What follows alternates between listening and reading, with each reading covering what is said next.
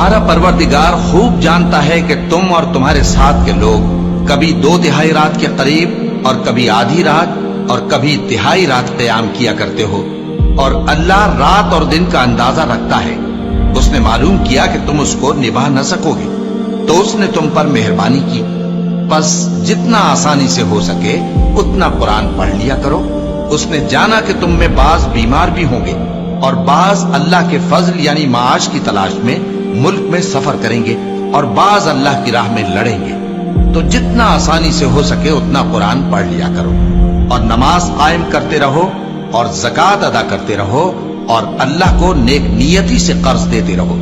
और जो अमल नेक तुम अपने लिए आगे भेजोगे उसको अल्लाह के यहाँ बेहतर और सिले में बहुत अजीम पाओगे। और अल्लाह से बख्शिश मांगते रहो, बेशक अल्लाह बख्शने वाला है, मेहरबान है।